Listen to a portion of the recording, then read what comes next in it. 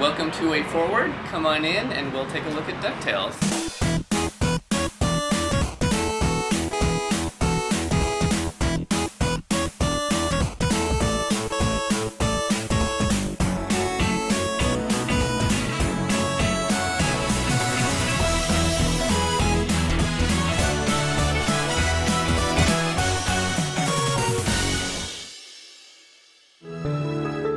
First step in creating the backgrounds was to really study the NES levels. We had the NES maps, blocked out. We had the entire map from both a level design perspective and sort of a art layout perspective. We looked at the levels and to try to interpret, what the feeling was. For something like Transylvania, when you look at the actual original layout, it feels like it's broken into a few different areas. There's kind of a dungeon, underground, very brick area where you have the spikes. There's the entryway, kind of a foyer, and there's like doors and sort of some wood and some like wallpaper kind of falling off, and then the grand ballroom with the red drapes. And so we really sort of broke down those sections and tried to break levels into 2 to 3 individual parts or pieces and unique tile sets.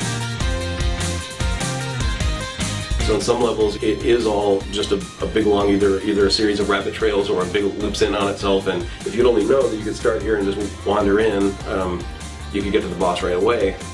And it seemed like, well, what we ought to do is make sure that players see a lot of the key or most memorable parts of the level. Like Transylvania would be kind of a shame if you never went and did the minecart. So we had this mechanism introduced early on to split up the nephews and have you go and find each one and put a kind of a mini boss there. I personally like the kind of cheesy Haunted Mansion feel of things anyway, so I fell in love with Transylvania immediately, from the mummy to the skeleton duck. I always liked the Transylvania level in the original game. That I'd say was my favorite because I liked the music and I always liked the bad guys. I love the skeleton duck and the mummy duck. So I kind of gravitate towards that in the new game too. When we were first developing concepts and the look of the environments, we were having a hard time with our internal concept artists really trying to nail the Disney style.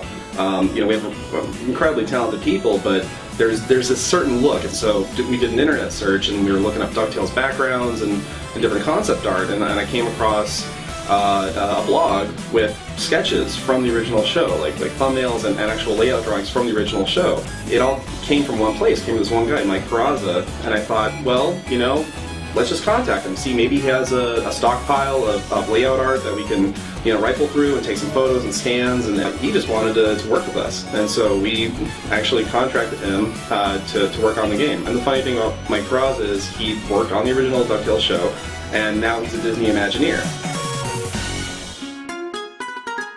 For the backgrounds, it was literally like taking, images right from the show and getting to convert them into these 3D environments.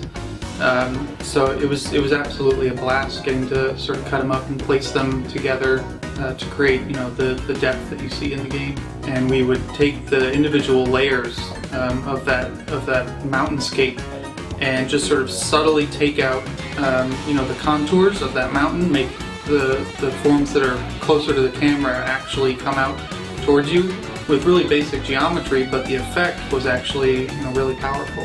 We have an employee who worked at Disney Television as a background painter for 10 years. And so after Mike Peraza would do the layouts, we would give it to our background painter, and he would paint the backgrounds to just look like the show. And he had DuckTales open in the background, watching the original episodes, like while he's working on our DuckTales painting. So we started, rather than just with a concept, we started with what would be a finished background painting for the show, with every detail meticulously painted. It's funny, it ended up being very similar to the way old cell animation was done, with multiple layers for the backgrounds to start scrolling. So all the paintings are as high quality as you would do for something that would be completely flat and traditional, like some of the past 2D HD games we had done.